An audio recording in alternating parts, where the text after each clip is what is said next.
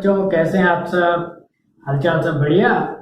तो आज की क्लास में हम जानेंगे किसी तत्व का वर्ग, आवर्त और उपवर्ग, अर्थात वो ए उपवर्ग में है या बी उपवर्ग में है, ज्ञात करना, वो भी इलेक्ट्रॉनिक विन्यास की मदद से।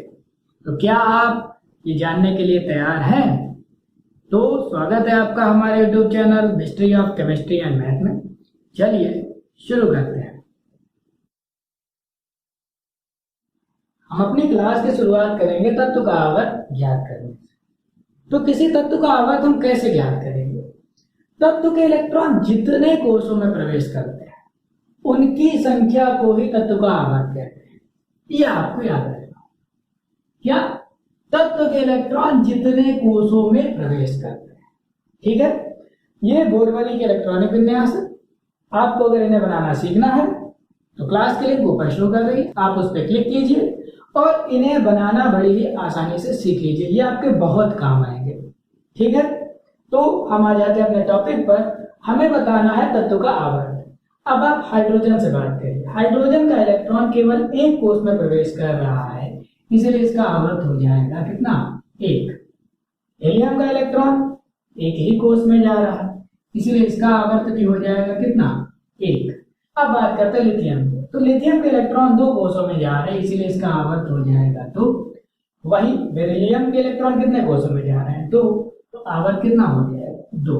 अब आप बेरिलियम से लेकर के और नियॉन तक देखिए, यहाँ पर सभी के इलेक्ट्रॉन कितने कोषों में गए हैं? 2 में। तो इन सभी के आवर्त कितने हो जाएंगे? 2। देखिए, बोरान का भी 2, कार्बन का भी 2, नाइट्रोजन का भी 2, ऑक्सीजन का भी 2 और फ्लोरीन का भी 2। अब बात करते हैं हम सोडियम से। तो सोडियम के इलेक्ट्रॉन 3 कोषों में जा रहे हैं, ए में भी जा रहा है, एल में भी जा रहा है और एम में भी जा रहा है। तो इसीलिए सोडियम का आवर्त कितना हो जाएगा? 3। ऐसे मैग्नीशियम का भी 3 हो जाएगा, उसके बाद एल्यूमिनियम का भी 3 और सिलिकॉन का भी कितना हो जाएगा? 3 हो जाएगा। अब आ जाते हैं फास्फोरस। तो फास्फोरस के इलेक्ट्रॉन कितने कोषों में जा रहे हैं? 1, 2, 3। आवर्त कितना हो जाएगा? 3। यहाँ पर क्या है? सल्फर। सल्फर के इलेक्ट्रॉन कितने कोषों में जा रहे हैं? 3। ऐसे क्लोरीन के भी 3 और आखिर में आर्गन जो है उसके इलेक्ट्रॉन भी 3 कोषों में जा रहे हैं, इसीलिए इसका आवर्त कितना हो जाएगा? 3। अब बारी आती है पोटेशियम की। तो पोटेशियम के इलेक्ट्रॉन 4 कोषों में जा रहे हैं, इसीलिए इसका आवर्त हो जाएगा 4। अब आप पोटेशियम से लेकर के जिंक तक देख लीजिए, सभी के इलेक्ट्रॉन कितने कोषों में जा रहे हैं? 4।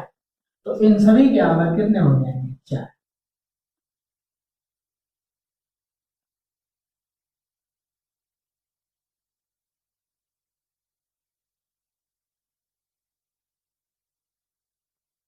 ठीक है, तो अब हम एक चीज यहाँ पर सीख गए हैं कि किसी तत्व का अगर हमें आवर्त ज्ञात करना है तो हम इलेक्ट्रॉनिक विन्यास की मदद से बड़ी आसानी से बता सकते हैं कि ये तत्व किस आवर्त में है। अब एक बात और आप यहां से देखिए कि पहले आवर्त में कितने तत्व है? सिर्फ 2। दूसरे आवर्त में कितने तत्व हैं? तो लिथियम से लेकर के और नियॉन तक सभी तत्व दूसरे आवर्त में है और ये हो गए 8। तीसरे आवर्त में कितने तत्व हैं? तो 4 तो हुए यहाँ पर और 4 ही हुए यहाँ पर। 4 और 4 दोनों को ऐड करने पर कितना हो जाएगा? 8। तो तीसरे आवर्त में कितने तत्व है? 8। और उसके बाद चौथा आवर्त में अभी तक हमें कितने तत्व मिल गए हैं? 12 तत्व मिल गए हैं। ठीक है, तो हम 2 चीजें जान गए। पहला कि किसी तत्व का आवर्त कैसे ज्ञात करते हैं, और दूसरा कि पहले आवर्त में 2 तत्व हैं, दूसरे आवर्त में 8, तीसरे में 8 और चौथे में अभी तक हमने 12 सीखे, वैसे होते हैं 18। अब बारी है वर्ग को सीखने की। तो चलिए कैसे तत्व का वर्ग हम इलेक्ट्रॉनिक विन्यास की मदद से ज्ञात करेंगे उसे भी जान लेते हैं। अब हम तत्वों का वर्ग ज्ञात करना सीखेंगे। वर्ग ज्ञात करने के कुछ नियम है। पहला नियम क्या है? देखिए, वे तत्व जिनका सबसे बाहरी कोष, इस बात को अंडरलाइन कीजिए, सबसे बाहरी कोष पूर्ण भरा हो, मतलब कि इलेक्ट्रॉन सबसे अंतिम जो इस कक्षा में गए हैं अगर वो पूरी भरी है, अथवा सबसे बाहरी कोष में 8 इलेक्ट्रॉन। कितने इलेक्ट्रॉन हैं? 8। बाहरी कोष पूर्ण भरा हो अथवा उसमें कितने इलेक्ट्रॉन? 8 इलेक्ट्रॉन हो, तो उसका वर्ग कितना हो जाएगा? 0 हो जाएगा। जीरो हो जाएगा। चलिए देखते हैं उदाहरण कौन कौन से हैं। हीलियम, हीलियम में इलेक्ट्रॉन किस में जाते हैं, के में जाते हैं। के कोष में कितने इलेक्ट्रॉन होते हैं अधिकतम, 2। तो हीलियम का जो वर्ग हो जाएगा वो कितना हो जाएगा, 0, क्योंकि ये पूरा भरा है, वर्ग हो गया 0। नियॉन, नियॉन के इलेक्ट्रॉन 2 कोषों में गए, और जो अंतिम कोष है, क्या कहते हैं, सबसे बाहरी कोष है, वो पूरा भरा है, तो इसीलिए इसका वर्ग कितना हो जाएगा, 0। और दूसरी बात, सबसे बाहरी कोष में 8 इलेक्ट्रॉन भी है, इसीलिए वर्ग कितना हो जाएगा, 0। अब आयतन से बात करते हैं, तो इसमें देखिए वर्ग तो पूरा, वो कोष तो पूरा भरा नहीं है, लेकिन कितने इलेक्ट्रॉन है, 8 इलेक्ट्रॉन है, अष्टक पूरा, इसीलिए वर्ग हो गया 0। क्रिप्टॉन में कितने हैं, 2, 8, 18, 8। अंतिम कोष में कितने हैं, बाह्यतम कोष में 8 इलेक्ट्रॉन है, इसलिए कितना हो गया, वर्ग 0। अब जरा आवर्त पे चलते हैं। हमने क्या जाना था आवर्त में, कि तत्व के इलेक्ट्रॉन जितने कोषों में प्रवेश करते हैं उनकी संख्या को आवर्त कहते हैं। इसमें कितना है, 1। आवर्त कितना हो गया, 1। कितने कोषों में इलेक्ट्रॉन गए, 2। आवर्त 2। कितने कोषों में गए, 3। आवर्त 3। कितने में गए, 4। आवर्त 4। आवर्त 4 है, लेकिन वर्ग कितना है, 0 है। अब बात करते हैं नियम 2 से।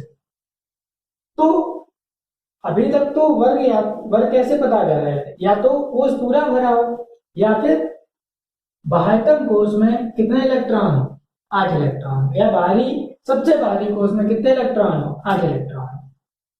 अब नियम 2 से बात करें, वे तत्व जिनका केवल एक, देखिए केवल एक बाहरी कोष कैसा है, अपूर्ण हो। वे तत्व जिनका केवल एक सबसे बाहरी जो कोष है वो अपूर्ण है, तो उसमें उपस्थित इलेक्ट्रॉनों की संख्या को ही क्या कह देंगे, वर्ग संख्या कह देंगे उस तत्व की, और वर्ग संख्या को रोमन अंकों में प्रदर्शित करेंगे। कैसे, देखिए हाइड्रोजन का इलेक्ट्रॉन के में गया, के में 2 इलेक्ट्रॉन चाहिए थे, लेकिन है 1, ये अपूर्ण है, और इसके बाद तो किसी में इलेक्ट्रॉन गए नहीं, तो सबसे बाहरी कोष हुआ ये, इसमें 1 इलेक्ट्रॉन है, तो हाइड्रोजन का वर्ग हो जाएगा 1। बात करते हैं लिथियम से। लिथियम के इलेक्ट्रॉन 2 कोषों में गए, सबसे बाहरी कोष कौन सा है, L, और L में कितने इलेक्ट्रॉन है, 1 होने चाहिए थे, 8, मतलब ये अपूर्ण है, इसीलिए वर्ग कितना हो गया, जितने कोष में इलेक्ट्रॉन है 1 इलेक्ट्रॉन है, इसीलिए लिथियम का भी वर्ग हो गया 1। बेरिलियम की बात करते हैं तो L ही तो अपूर्ण है, और इसमें कितने इलेक्ट्रॉन है, 2, तो वर्ग कितना हो गया, 2। ऐसे बोरान में L कोष में कितने इलेक्ट्रॉन, 3, होने कितने चाहिए, 8, तो वर्ग कितना हो जाएगा, 3। अपूर्ण है, कार्बन के बाह्यतम कोष अर्थात L कोष में कितने इलेक्ट्रॉन है, 4, कितना हो गया, 4। नाइट्रोजन के सबसे बाहरी कोष में कितने इलेक्ट्रॉन है, 5, तो वर्ग हो गया 5। ऑक्सीजन के कितने हैं, 6, तो वर्ग हो गया 6। और फ्लोरीन के कितने हैं, 7, तो वर्ग हो गया 7। फ्लोरीन के बाद कौन आता है, नियॉन, नियॉन में हो जाते हैं 8, वर्ग हो जाएगा 0। और हाइड्रोजन के बाद कौन आता है, हीलियम, हीलियम में हो जाएंगे 2 वर्ग, तो कोष हो गया पूरा, तो वर्ग हो जाएगा कितना, 0। अब इनके आवर्त भी पता कर लेते हैं। तो हमने आवर्त क्या बताया था, जितने कोषों में इलेक्ट्रॉन जाते, तो देखिए यहाँ पर 1 कोष में ही इलेक्ट्रॉन गया है, तो आवर्त कितना हो जाएगा, 1। लेकिन यहाँ पर कितने कोषों में गए, 2, आवर्त कितना हो जाएगा, 2। किसी तत्व के इलेक्ट्रॉन जितने कोषों में प्रवेश करते हैं उनकी संख्या को ही आवर्त संख्या कहते हैं, याद रखिएगा। 2 कोषों में गए, 2। अब आप देखिए सभी के इलेक्ट्रॉन 2 कोषों में ही जा रहे हैं। तो आप अब कंफ्यूज मत होइएगा, वर्ग और आवर्त ज्ञात करना, ठीक है। अब बात करते हैं सोडियम से। सोडियम के इलेक्ट्रॉन गए 3 कोषों में, और M में होने चाहिए 18। सबसे बाहरी कोष कौन सा है, M, M के बाद N है, इससे पीछे वाला भरा है, ये अपूर्ण है, इसमें कितने इलेक्ट्रॉन है, 1, इसीलिए वर्ग हो जाएगा कितना, 1। मैग्नीशियम के बाहरी कोष में कितने इलेक्ट्रॉन है, सबसे 2, तो वर्ग कितना हो जाएगा, 2। ऐसे ही एल्यूमिनियम का 3, सिलिकॉन का 4, और उसके बाद फास्फोरस का कितना हो जाएगा, 5। सल्फर का 6, क्योंकि सल्फर के बाद सबसे भारी कोष में कितने इलेक्ट्रॉन है? 6। और क्लोरीन के सबसे भारी कोष में इलेक्ट्रॉन है 7, तो इसका वर्ग हो जाएगा 7। अब बात करते हैं आवर्त से। आवर्त कितना होगा? तो सोडियम के इलेक्ट्रॉन 3 कोषों में गए, इसलिए आवर्त 3। ऐसे मैग्नीशियम में, एल्यूमिनियम में, सिलिकॉन में। उसके बाद कौन आएगा हमारा? फास्फोरस में भी 3, सल्फर में भी 3 और क्लोरीन में भी 3। तो हमने 2 नियम सीख लिए। अब अंतिम नियम हमारा है, जब 2 या 2 से अधिक कोष अपूर्ण होते हैं, ठीक है, तो हम वर्ग कैसे ज्ञात करते हैं? अभी तक तो या तो कोष पूर्ण था या उसमें 8 इलेक्ट्रॉन थे, पहली कंडीशन। दूसरा, एक ही सबसे बाहरी कोष अपूर्ण था, तो हमने वर्ग बता दिया था, आवर्त भी बता दिया। अब क्या हो जब 2 सबसे बाहरी कोष अपूर्ण हो, तो हम वर्ग संख्या कैसे बताएंगे? चलिए अब वो भी जान लेते हैं। चलते हैं अपने नियम 3 पर। वे तत्व जिनके 2 बाहरी कोष अपूर्ण हो। कितने? 2। अभी तक एक था, सबसे बाहरी कोष था, लेकिन अब कितने हैं? 2 बाहरी कोष अपूर्ण हो, तो उनकी वर्ग संख्या निम्नलिखित सूत्र से ज्ञात करेंगे। क्या सूत्र है? तत्व की वर्ग संख्या बराबर अपूर्ण बाहरी कोषों में कुल इलेक्ट्रॉन, दोनों कोषों में जितने इलेक्ट्रॉन उनको जोड़ लीजिए और उसमें से 8 घटा दीजिए। जितनी संख्या आएगी वही वर्ग संख्या आएगी, उसी को हम रोमन में लिख देंगे। तो देखते हैं कौन कौन से हमारे तत्व है जिनके बाहरी कोष कितने? 2 बाहरी कोष अपूर्ण होते हैं। तो K से लेकर के निकल तक के हमारे जितने भी तत्व हैं उनके 2 बाहरी कोष पूर्ण थे। तो अब इनका हम वर्ग संख्या ज्ञात करते हैं। चलिए, कुल अपूर्ण कोषों में इलेक्ट्रॉन कितने हैं? 8 + 1 = 9।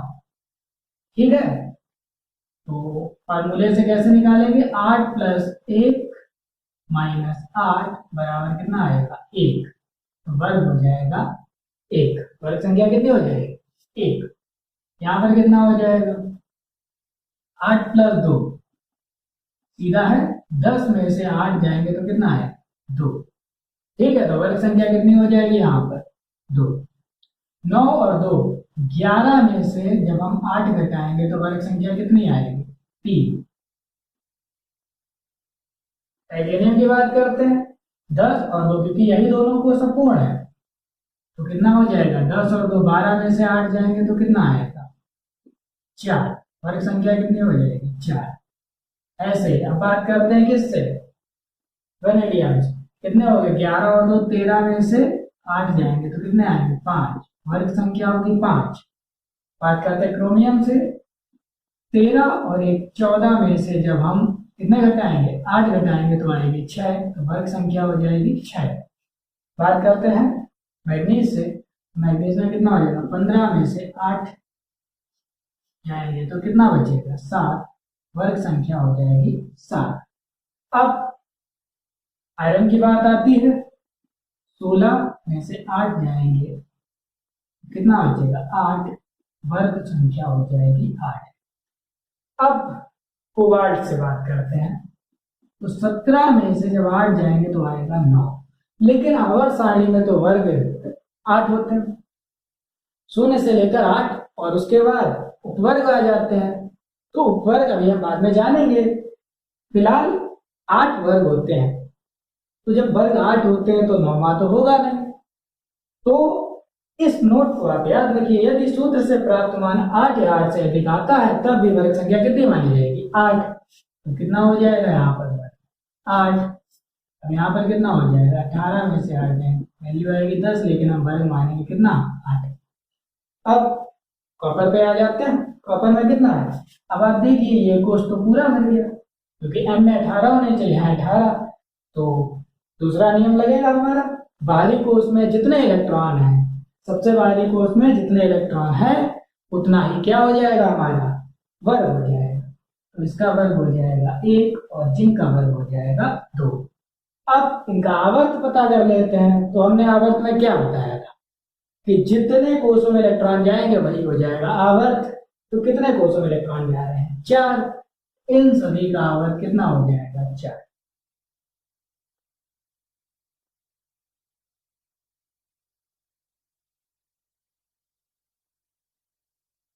ठीक है। तो हमने 1 से लेकर 30 तक के तत्वों का वर्ग और आवर्त निकालना सीख लिया। अब बारी है उपवर्ग बताने की, ये तत्व ए उपवर्ग में है या फिर बी उपवर्ग में है। तो चलिए उसे भी जान लेते हैं। अब हम जानेंगे तत्व के उपवर्ग को ज्ञात कैसे करते हैं। तो 1 से लेकर के 20 तक, मतलब हाइड्रोजन से लेकर कार्बन तक के सभी तत्व जो हैं वो उपवर्ग ए में रखे गए हैं। ठीक है, वर्गों को उपवर्गों में बांटा गया है, आप जानते ही होंगे। छोड़ना किनको किनको है, शून्य वर्ग को किसी भी उपवर्ग में बांटा नहीं गया है। तो शून्य वर्ग में कौन कौन से आते हैं, हीलियम, नियॉन और आर्गन, इनको छोड़ दीजिए। बाकी 1 से लेकर के 20 परमाणु क्रमांक तक के जितने भी तत्व है उन्हें कहाँ रखा गया है, उपवर्ग ए में रखा गया है। उसके बाद दूसरा पॉइंट, स्कैंडियम से लेकर के जिंक तक, मतलब 21 से लेकर के 30 तक के सभी तत्वों को उपवर्ग बी में रखा गया है। कार्बन वो आयरन, कोबाल्ट और निकल को छोड़ दीजिए क्योंकि 8वें वर्ग को उपवर्गों में बांटा ही नहीं गया है। तो अब हम क्या करेंगे, आवर्त सारणी में जो अभी तक हमने सीखा है उसकी मदद से तत्वों को क्या करेंगे, सेट करके देखेंगे। तो हमने जो इलेक्ट्रॉनिक विन्यास की मदद से तत्व निकाले थे उसमें हाइड्रोजन का आवर्त कितना आया था, 1, और वर्ग कितना था, फर्स्ट उपवर्ग कितना होगा, 1 से लेकर के 20 तक के जितने भी तत्व हैं परमाणु क्रमांक वाले उनका उपवर्ग ए ही होगा। तो हाइड्रोजन कहाँ होगा, पहले आवर्त में होगा और उपवर्ग ए में होगा। वर्ग कौन सा होगा, फर्स्ट। उसके बाद हीलियम दूसरा था हमारा, हीलियम का वर्ग था 0। तो हमारा पहला परमाणु क्रमांक और दूसरा परमाणु क्रमांक हो गया। पहले आवर्त में कितने तत्व हैं, 2 तत्व है, हाइड्रोजन, हीलियम। अब बात करते हैं दूसरे आवर्त की। तो लिथियम का आवर्त था दूसरा, वर्ग था फर्स्ट, उपवर्ग कितना हो जाएगा, ए। उसके बाद बेरिलियम का परमाणु क्रमांक है 4, तो उपवर्ग हो जाएगा ए और वर्ग हो जाएगा सेकेंड। आवर्त तो दूसरा है, ये तो हम जानते ही। आगे बढ़ते हैं। फिर बोरान थर्ड में था, कार्बन फोर्थ में, नाइट्रोजन फिफ्थ में, ऑक्सीजन 6 में, उसके बाद फ्लोरीन इसमें आ जाएगा 7th में, और नियॉन आ जाएगा 0। 1 से लेकर के 10 तक हम पहुंच गए। अब बात करते हैं 1 से 20 के बीच में। इसकी बात आएगी अब सोडियम, आवर्त तीसरा था, वर्ग फर्स्ट था और उपवर्ग कितना होगा, 1, क्योंकि 1 से लेकर के 20 तक के सभी तत्व कहाँ होंगे, पहले ही उपवर्ग में होंगे, ए उपवर्ग में होंगे। सोडियम के आगे कौन है, मैग्नीशियम। ठीक है, मैग्नीशियम का दूसरा वो आवर्त तीसरा था, वर्ग था दूसरा और उपवर्ग होगा ए। इसके बाद इसके पास आ जाएंगे एल्यूमिनियम 13, तीसरा वर्ग था। उसके बाद सिलिकॉन 14, फास्फोरस 15, सल्फर 16। उसके बाद कौन आ जाएगा, क्लोरीन 17 और आर्गन 18। आर्गन का वर्ग कितना था, 0, देखिए 0 में ही आ गया। अब उसके बाद बात किसकी आती है, पोटेशियम। पोटेशियम का आवर्त था 4 और पोटेशियम से लेकर के जिंक तक के सभी तक तो चौथी आवर्त में थे, हमें ये पता है। वर्ग कितना था, फर्स्ट, वर्ग कितना हो जाएगा ए, और कैल्शियम का हो जाएगा वर्ग 2 आवर्त 4, उपवर्ग ये है। अब इसके बाद जो भी तत्व है वो सब किस में जाएंगे, बी में जाएंगे। तो बी में बढ़ते हैं। थर्ड में कौन था, तो थर्ड में था स्कैंडियम, फिर टाइटेनियम, उसके बाद वेनेडियम, क्रोमियम, क्रोमियम के बाद कौन आता है, मैग्नीज, और आयरन, कोबाल्ट और निकेल, ये हो गए हमारे 8वें। ठीक है, और कॉपर और जिंक फर्स्ट बी और सेकेंड बी है। तो इस तरह से हमने इलेक्ट्रॉनिक विन्यास, वो भी कौन से, बोरबर इलेक्ट्रॉनिक विन्यास की मदद से तत्वों के वर्ग, आवर्त, उपवर्ग निकालना सीख लिया और उन्हें आवर्त सारणी में सेट करना भी सीख लिया। बच्चों, आज की क्लास में आपको बहुत मजा आया होगा। आज की क्लास में आपने इलेक्ट्रॉनिक विन्यास की मदद से तत्व का आवर्त वर्ग निकालना सीख लिया और तत्व का उपवर्ग भी आपको पता चल गया है कि कैसे पता करते हैं। अब आपको ये क्लास पसंद आई हो तो इसे शेयर जरूर कीजिए और एक लाइक तो बनता ही है। अपने उन दोस्तों को जरूर शेयर कीजिए जिन्हें केमिस्ट्री से डर लगता है, क्योंकि केमिस्ट्री बहुत इजी है। ठीक है, बस जरूरत है तो कॉन्सेप्ट जानने की। तो अब आपसे मुलाकात हमारी होगी अगली क्लास में।